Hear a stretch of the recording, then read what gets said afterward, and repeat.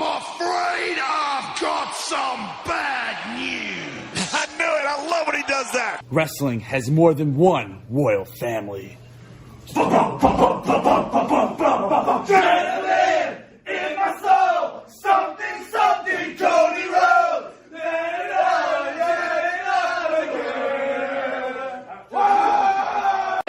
I'm the tribal chief around here. Yeah, you see me, the tribal chief.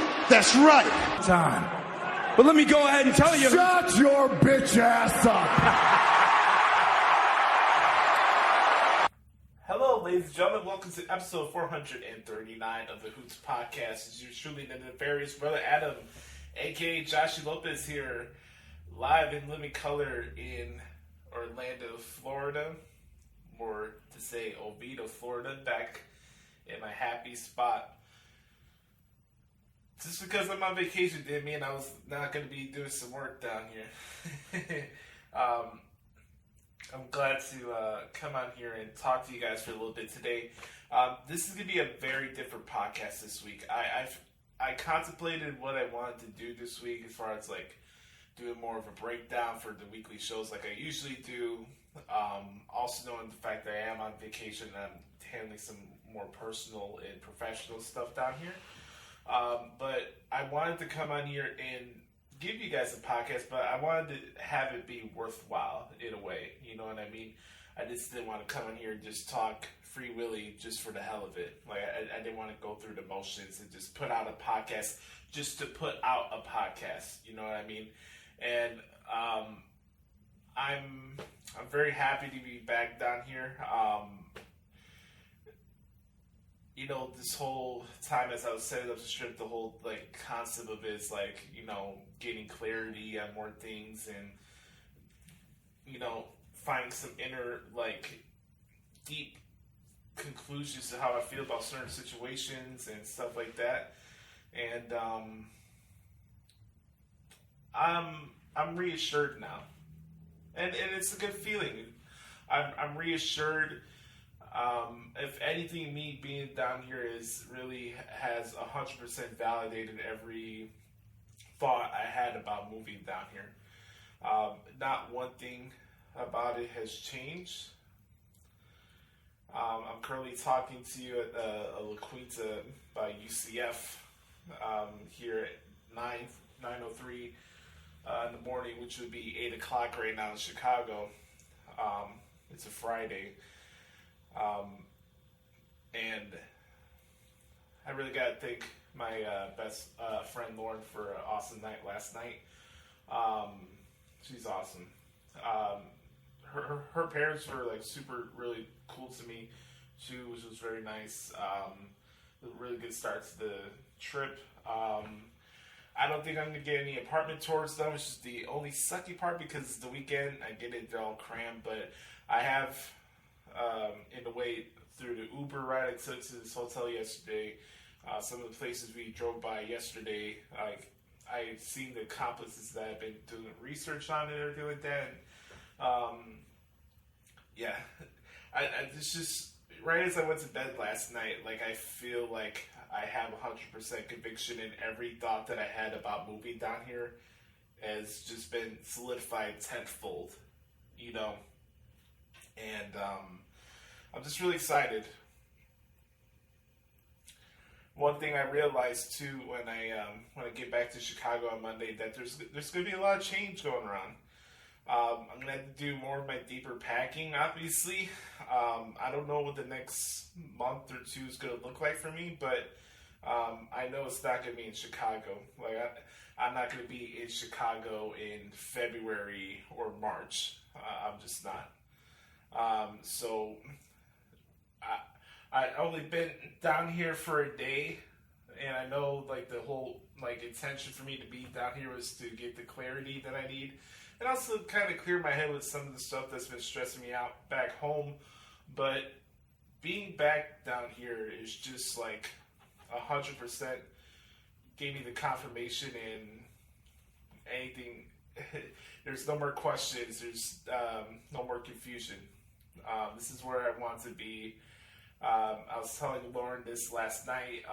Like it's just crazy every time I'm down here. Like, I have weight off my shoulders, and like I don't know. Like, there's nothing holding me back for me showcasing who I want to be, or I'm not carrying around like the guilt I carry from my past or stuff like that. I can just be free, and I can take a deep breath, and I can relax, and it's just really a really humbling feeling, and I'm very happy to be back down here. I have no regrets for taking this trip. This weekend's gonna be a lot of fun too, and yeah, man. So we got a unique show for you guys this week. We got a very interesting concept that I wanted to do. This is something that I've been wanting to do for a while, actually. On the marquee when it comes to the Hoots Podcast, it's always been about professional wrestling, and I will talk about wrestling a little later on in the Back Porch Q&A session. This is not a complete podcast without hearing my thoughts and stuff, so you'll hear from me. But I wanted to do a little different format this week. I found 3 different clips that really, really resonated with me, and like really had like a profound impact on me as I was going through my healing process. But it's also about kind of like self-respect. It's about motivation. It's about healing. It's also about relationships too. It's a little bit of everything. 3 big content creators that I've shared their clips on this podcast before, like David Goggins, Stephan Speaks, and Albaner, Eugene Jr., as you all will hear in these clips. They're very, very good, and they all had a profound impact on me during my healing process, so I want to thank those 3 gentlemen. Sometimes with YouTube, it can be hit and miss with some of the like advice or content that you're looking for when it comes to like trying to get like motivation or clarity on some things and stuff like that. And I hope in some way these clips have a profound impact on you as it did to me when I first heard these clips. I'm in a much better frame of mind within myself and my heart and my soul than I was back in 2019. And I've grown a lot. And I hope in a way, if you're in a rough situation, if you had your heart broken, or maybe you're confused, or you're lacking the motivation, or just the purpose to do something, whatever your situation is, if you feel like you're at rock bottom, wherever it is, never feel like you can't do anything or you can't pull yourself out of a rut, because you can. Sometimes you put yourself in that rut, but it's also on you to pull yourself out of that rut too. And I wanted to do this type of an episode for a long time. I'm going to play these clips in order. We'll start with David Goggins. We'll go through Stephan Speaks. And then we'll wrap it up with Albaner, Eugene Jr. After that, I'll answer your questions for the Back Porch Q&A session, and we'll put a ribbon on the bow for this week's podcast. A couple things. Make sure to hit the like button and smash the subscribe button on YouTube. That helps expand the reach of the show. Definitely appreciate the support from each and every single one of you who continues to listen to the podcast each week. It's humbling, guys. To be at 1.7 million plays and downloads on Spotify for podcasters is something that I never take for granted, and I never will take for granted. The fact that you guys care that much about this podcast means a lot to me.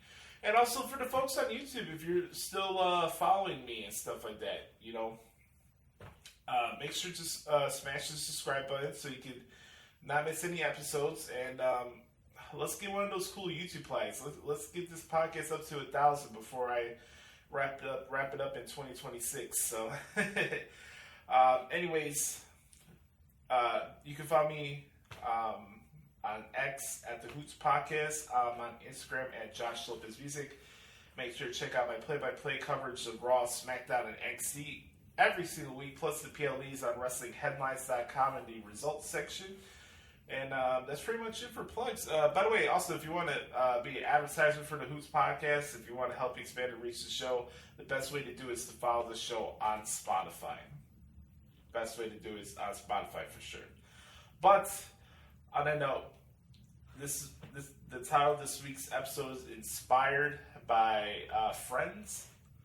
The title of it is called The One with the Advice. So, ladies and gentlemen, this is episode 439 of Hoots Podcast, dubbed The One with the Advice. I'll see you in a little bit for the Back Porch Q&A session. We'll be right back. Yeet. Well, everybody, it's Groundhog's Day again for David Goggins. If you pan it down here, you see it's about 3 o'clock in the morning, and there's not a car or a person in sight. If you pan over here, it's the same thing. Not a car or a person in sight. People want to know where I find my strength at, where I get my strength. I get it from a lot of places, but right now, this morning, I'm getting it from, there's not a motherfucker that's up. There's not a car, there's not a person. Everybody's in their bed, sleep, dreading that it's a Monday, hate it's a Monday. And I'm loving it. I'm loving that. Where everybody's getting weaker, I'm getting stronger. It's not about the running, the swimming, the push-ups, the sit-ups. It's about what those things do for your mentality. You don't get better on the daggone couch. You get better by coming out here and getting the fuck after it every daggone day. Stay hard. It's funny, man. People want to know how I'm always motivated. It's the unseen work.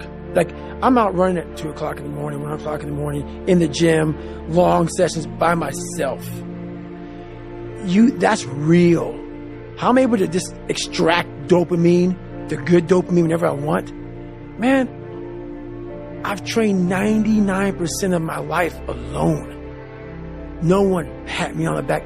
I did all of the work alone.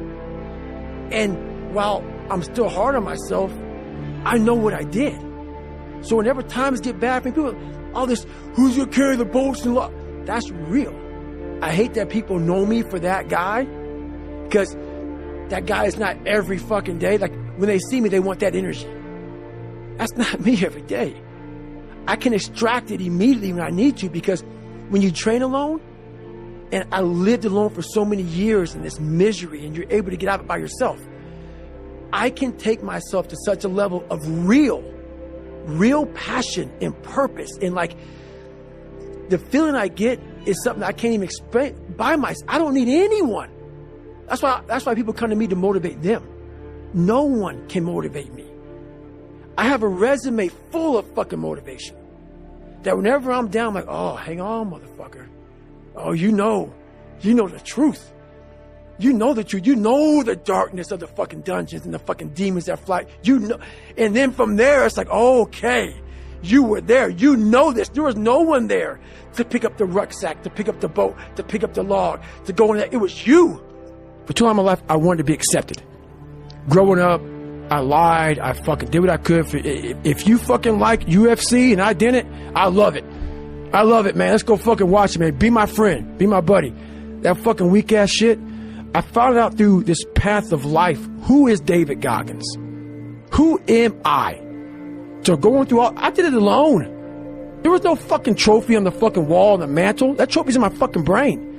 No one helped me get there. No one paid my fucking bills. No one did shit for me. No one ran those fucking miles, lost that fucking weight. Look, I suffered on my own and developed this man who said, it's who I am, man. A very competitive, ultra competitive dude that take it what you want, man. I call that personal sovereignty. Exactly. There's not a lot of people that have that. That's me. There's a lot of people that change who they are depending upon what people want from them. And that's me. Yeah. That's important, man. And most people struggle their whole life to find out who they are. Struggle their whole life to find out what defines them, what they actually enjoy and what they don't. You start putting yourself in situations that suck, you'll find yourself. Yeah. You'll find it real quick. If you, whatever the hell you're going through, it takes a lot of patience, a lot of time, and a lot of pitfalls, a lot of plateaus. You're gonna hit so many fucking plateaus. If you don't know how to get around that plateau, it's not gonna happen fast. Mm-hmm. Yeah, everybody wants the hack. Yeah, everybody wants the hack. There is no hack, man. They have the woe is me mentality. It's too hard. Life isn't fair. These things in life are not easy for me. You look to your left and you look to your right and you start to judge yourself off other people. Like if you're a female, well, she's skinny and she doesn't work out as hard as I do. And everything starts to corrupt your mind. You start to look around too much at other people and what they're doing. And that starts to corrupt your own dialogue. We are judging ourselves against too many fucking people. You have to judge yourself against yourself. And that's the one thing I started learning, man. This isn't a race against me and Rich Roll. This is a race against David Goggins and David Goggins alone. And once you can silence all that bullshit, all the outside interference and things that are attracting your mind to everything, you can then start to grow in realizing I'm stressed out for no reason. This is my own little race. This is my own timeline, and this is how I'm going to run it. I think that so many people are so disconnected from themselves. They're operating on autopilot. They're reacting to their environment that even when given the opportunity to set a goal for themselves, they generally don't set the right goal. Right. Because they don't know what the fuck they're doing. Because they don't even know who they are fundamentally. That's the big thing, man. And that's why it was important for me to finally realize, stop being all these fake people I used to be. Stop being afraid. There was no growth until I cut myself down to nothing, to the person I really was, the real human being. And once I found out who I really was, that's when I started growing. But where do you go to? You wake up on a morning, it's cold, it's wet, it's dark, you've got no cartilage in your knee, you've got shitty shorts, whatever it is that's the issue today. It's warm on the couch. Your missus says stay in bed. It's comfy, it's cozy. You've got work later on. You had an argument last night. You're slightly hungover. Because I know every motherfucker ain't going to do what I'm going to do. So this is how you level up. That's how you level up.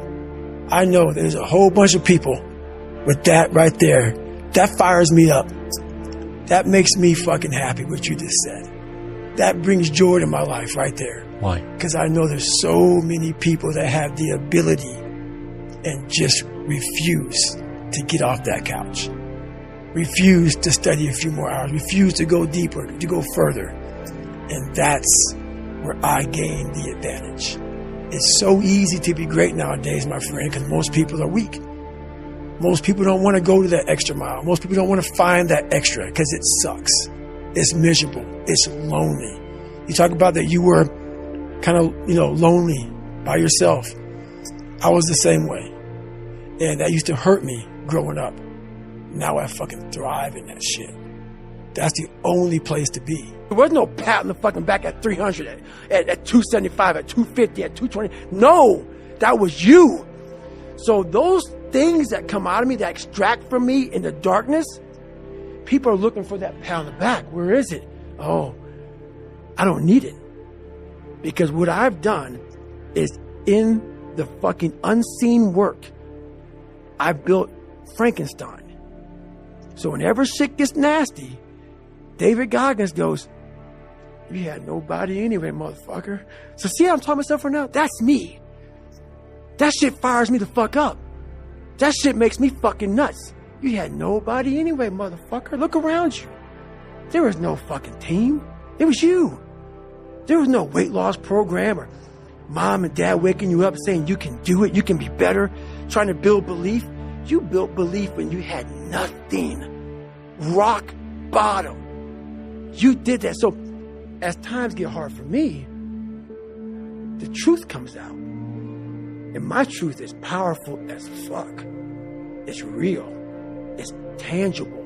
I feel it. It comes out of my brain as I speak about it. I'm reliving every single dark moment of my life to be here. So that is what people don't get. That is what motivates David Goggins, is the unseen work. But everybody needs that pat on the back. They need that training partner. They need that accountability coach. I don't need that shit. And neither do they. But it's what we've trained ourselves to believe that we need. The truth in front of you is it sucks. It's painful. It's fucking mind-numbing. And that is the truth. And that's why a lot of people don't like listening to me. Because this is what it takes. Creating another voice and sometimes going at it alone. all the time going it alone because no one's going to believe in you. That's that. All right. So another sign that a man does not respect you is that he constantly takes from you but does not give. Okay? So this is kind of piggybacking off the guy who asked for large sums of money, where you have a lot of situations out there where a man is looking for a woman to leech off of. Okay? And you have some men who, I'm going to be very careful with how I phrase this. You got some men who have been coddled by their mothers growing up and never learned how to do for themselves or how to pour into someone else. And they become adult men who now are basically looking for a woman to be their new mother that they have sex with. Okay? And so they're just looking for someone that's going to do for them, but they don't honor the responsibility of having to do for her.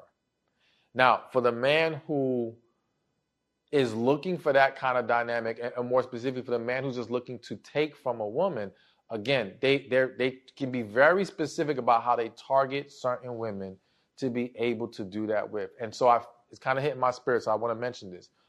One of the greatest deterrents of a manipulator or user is self-confidence. All right?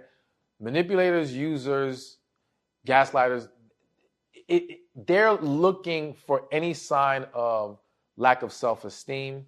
They're looking for signs of self-doubt. They're looking for signs of desperation, all right? Because they know those are the doorways to where they can really have leverage over this woman and use her and get what they want from her. But when you present yourself as a confident woman, not arrogant, okay? Not being, all think you better than everybody type of stuff, okay? But just confident, sure, you know yourself, and you can still present yourself in a positive, loving way, right? That's going to scare away or at least make it harder for that user type of guy to come your way. If anything, he'll this hit my spirit again, so I also have to say this. This is why you'll have some men who, if I say how a woman who exudes a lot of masculine energy and does everything for herself, that can draw a lot of leeches because that man views it as, I won't have to step up. She already has what she needs. If anything, she can give me things. She can stabilize my life. I don't got to do for her, right? Whereas if they see another woman who, I'm going to use the phrase, she is giving off a more energy of receiving. She wants a man who can provide and do for her, and she gives off that energy. He's like, that's too much. I ain't got nothing to give her. I need someone who can give to me. So let me go over here to this other woman. And that's why when you speak to, there's a lot of successful women who, when they say they're struggling to find a man, what they're really saying is they're struggling to find the type of man that they like and who can pour back into them. Because the line of leeches is wrapped around the corner for some of these women, all right? Some of y'all know what I'm talking about. You're experiencing this as we speak. You're not having a problem finding a bunch of men who don't have their stuff together, but the man who actually can pour back into you, that becomes a problem. And some of that stems from the energy that you're giving off. But we won't get too deep into that. What I will simply say to get through this point is, again, if the man who's serious about you, the man who respects you, the man who cares about you, wants to pour into you. I always make the argument, even if a man is not fully financially stable or successful, he still wants to find ways to be useful to a woman he cares about, to be useful to a woman that he truly respects. Plain and simple. If he's not looking for any ways to be useful, any ways to pour back into you, but he got tons of requests, he's constantly taking, and sometimes, man, I'm having a lot of hit in my spirit moments in this one. Sometimes what some of y'all are setting yourselves up because essentially you're not even requiring him to make sure you're good. You're not even requiring him. Basically, you're showing up ready to do all these things. You're constantly offering. You're constantly jumping in. And he's just like, okay, I might as well just sit back and enjoy, right? But I still think that so some men, even if it wasn't an issue of lack of respect, they may have interest in you, and now they see it too advantageous to not want to deal with you because you're doing everything for them. Okay? But that's why I think one of the important ways to really see what he's about is to make a request. Like, put it out there that you need his help with something. Again, it doesn't have to be money. Yo, can you help take my car to the mechanic? Can you help do this? Little simple things. And if he can't even help with all these other things, what is he? I hate to say it like that. What is he there for? What is he there for? He's got to be able to provide some kind of value to your life, real value, and not just take. All right. Now, before we get to this next one, I want you to get your copy of my best-selling book, The Man God Has for You. It has thousands of reviews. Tons of women have loved it. You may already have it, but you can still go to this site because there's going to be other options for you to look at. Either way, click the link below in the comments section or in the description, or go to themangodhasforyou.com and definitely check it out. Hey, thank you for watching this video. Be sure to check this one out right here, and I'll see you there. You know, one of the things I'm going to use the word hate to see are women in relationships with men who clearly don't respect them, who clearly don't love them. And the scripture that I would say best describes what I'm going to talk about is how bad company corrupts good morals or corrupts good character. And I've talked about it 1,000 times. But here's something else that I found, though. The Bible talks about so many different people that you need to stay away from. We'll be here all day, but let's just talk about the rebellious, the sexually immoral. Obviously, people who, are rebellious towards God, people who enjoy their anger, they live in anger, like staying away from angry people. And there's so many types of people that the Bible talks about. But I want to talk about how bad company corrupts, or in other words, how the wrong circle could really affect you. It can determine how far you're going to go in life or where you're not going to go in life, literally by the company you keep. I'm somebody who thrives off of accountability. I'm somebody who thrives off of people that are like-minded, that help me accomplish my goal. They push me, they encourage me, they challenge me. Here's the person I've learned. You absolutely have to be very careful when you associate yourself with them, when you're in communication with them. If you're thinking about even getting a relationship with them, here's something so valuable, bro. You have to stay away from people who have nothing to lose, who live by no core values. They stand on no principles. They stand on nothing. Like, it's whatever goes. Those people are dangerous, bro. Those people are not only dangerous, but unfortunately, if you're around them long enough, you'll become like them. Like, you have to be around people who, they have something to lose. They've worked for something. They've disciplined themselves. They have a code of conduct. They have an ethic. They have some level of accountability. Like they can't just do everything. They can't just say whatever they want to say whenever they want to say it. They can't just behave any old kind of way. They live by something. You see what I'm saying? And obviously, as believers, we aim to live like Christ, and the foundation of our truth is the Word of God. We are representatives of Christ. We are oracles for Christ. We are the mouthpiece for God. We are the people who, when people see us, they want to say, wow, like, I can tell you're a follower of Christ. Cool. Bro, people who do not share the same core values of you, it's not a bad thing. But when they live by no value, and they live by no type of structure, it's very dangerous, bro. And I found those people are very reckless. But they will even convince you to live reckless. Like, they'll convince you to compromise. Because to them, they don't live for anyone or anything. So it's easy for them to compromise. Does that make sense? And so that's something on my list that I really wanted to really like talk about. Cause see, I've seen so many people, because they care. I guess they care about those people, and I've been there too. You rock with people, you care for people, but you gotta ask yourself: does this person have anything to lose? I'm gonna be very careful when I'm partnering up, when I'm thinking about doing business, when I'm thinking about making certain commitments. Like if they don't have nothing to lose, and they don't live by principle things, very dangerous associations. And see, if we save the heartbreak, if we practice guarding your heart, it's safe to say. You look at how people live their life and what motivates them to either do or not to do. They have to have some type of code. They have to have some type of observance of, hey, this is the honorable thing to do. This is the principle thing to do. We can have a lot of great conversations, bro, but when you get to a certain age, you'll realize you can't argue principle things. That's a whole different ballgame.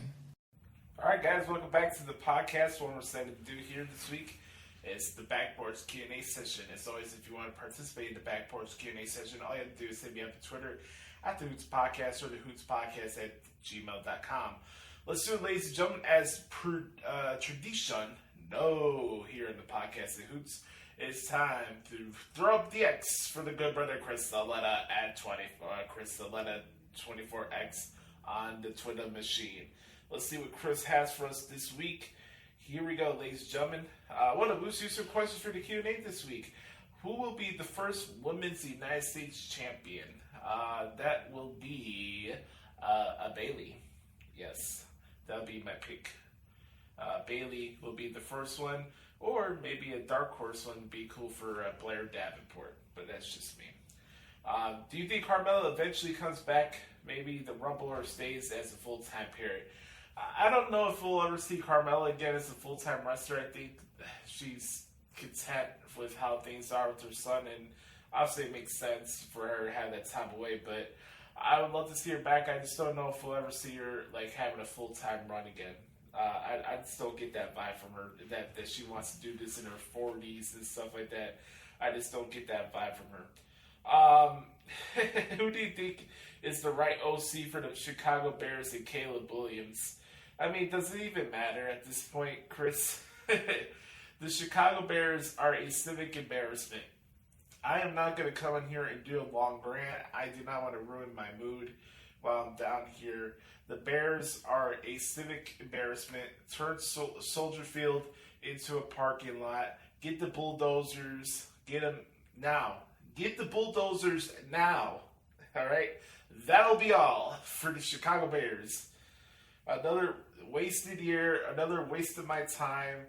Always controversy. Always being turned into a national laughingstock because the Bears can't handle navigating the truth from fiction for their fucking beat reporters. It's the same shit year after year, and you wonder why nobody gets the ball up here. You wonder why we're always shuffling coaches in and out every 3 years. And I love the beat reporters that act like, oh, we have nothing to do with people getting fired. Sure. Oh, it's never personal, right? Okay. Who will be the fifth members for both Bloodline teams for War Games? I don't think there's going to be a fifth member. I think they'll keep it at 4. I think this is just something to have as a question mark, kind of build anticipation for some people that still think The Rock is going to be involved in this. But if anything, either it would be like Cody or Seth Rollins, but I think somebody that we haven't seen back on TV yet since Bad Blood is Drew McIntyre. With Drew McIntyre, just for the hell of it, getting some War Games again against the Bloodline because Roman's there. I don't know. Is it something where Paul Heyman comes back with CM Punk and Punk joins the Bloodline for the one night? I don't know. There's a lot of options. Does Hikuleo be part of this match? A lot of different things, but I want to enjoy the moment for what it is. Like, I think, kind of second guessing what it's going to be or whether or not it should be a 4 or 5th man of 5 or 4, 5v5, 4x4 match. Like, let's enjoy a ride and see what happens. Randy Orton and Kevin Owens get to the blowout part of their program. What type of match should take place? Probably like an unsanctioned match. Probably that'd be my guess. Will Chase University live on after next week? No. I think Duke Hudson will turn on Andre Chase next week. That's my prediction. Should at least one traditional Survivor Series elimination match be brought back depending if the feuds line up right like before? Yes. If it warrants that, if it's something where you have a Raw versus SmackDown thing and Pierce and Aldis have issues with each other, yeah, I wouldn't be opposed to that, but the circumstances have to be right. You're not just going to throw Survivor Series matches just for the sake of doing Survivor Series matches. That was kind of an issue with the brand for many years. It was just random Survivor Series matches just to have them. So it has to have a rhyme and reason to it. 19-year anniversary of Eddie Guerrero's passing. What are some of the underrated Eddie Guerrero matches, and what would his role be in today's wrestling? Man, that's a very sad story, man, about Eddie. I remember that because I was 11 years old at the time. I think this was also the time that my dad got tickets for us for WrestleMania 22, which was right around the corner for Allstate Arena for WrestleMania 22 in 2006. And, seeing the whole dark side of the ring thing with Chris Benoit and Eddie Guerrero just brings back a lot of bad memories of that time period. Like 2005 through 2007 was a really, really rough years to be a wrestling fan. Just being very sad to find out, at school that Eddie Guerrero passed away.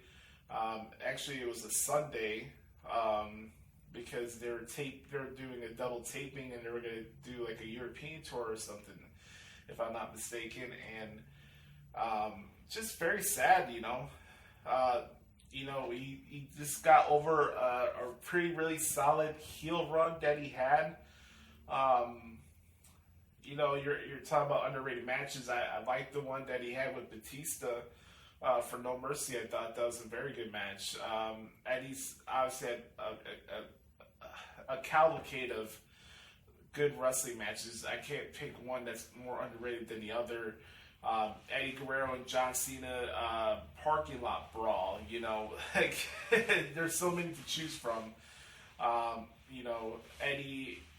Triple H, I think, had a match on Raw or something. That was a good one too.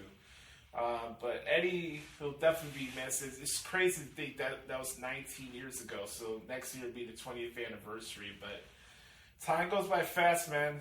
And for him to pass at 38 is very, very unfortunate. It was a very, very sad day. So my thoughts and prayers still go out to the Guerrero family to this day. Because nobody should be losing a father, a husband like that at that type of age. And it looked like he was really trying to better his life during the final stages of his life and everything. And it's terrible. It really is. His role in wrestling today, I think he would... I think that Eddie Guerrero would probably be part of the Judgment Day. I think that would have been the case. I think Eddie would be 100% all in with the Dirty Dominic stuff. Oh man, you want to talk about super heat? Like even Eddie Guerrero egging on the stuff with Ray. Like the stuff with Dominic and Rey Mysterio has been fantastic. Having Eddie, if he was still around, like that'd be even more insane too to think about it. AEW is rumored to be doing the Hammerstein Ballroom. If you're NXT, would you do a live Tuesday show or PLE there? If it's necessary, sure. I don't think wrestling companies need to make decisions or concepts based on what other people are doing. I know AEW lives and dies by every little thing that WWE does. I mean, you can watch their shows like Dynamite, and you can tell that some of their angles are like a response to however Tony Khan feels about the booking in WWE. Like, you can sniff it out a mile away. It's like, you're not watching AEW. There's no real actual stories that are being told. The fact that Adam Cole is now a babyface and he has to do this gauntlet to get towards MJF.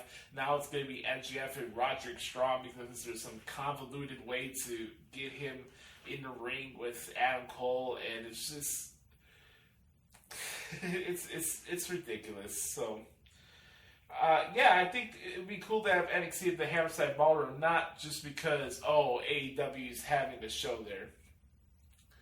I don't think you should be making business decisions just because what somebody else is doing. That's just my opinion, at least in the wrestling space. But on that note, we're going to put a ribbon on the bow on this week's edition of the Hoots Podcast. As always, you can follow me on Twitter if you like, at the Hoots Podcast. I'm on Instagram at Joshie Lopez Music. Make sure to hit the like button and smash the subscribe button on YouTube as we're on the road to 1,000 subscribers.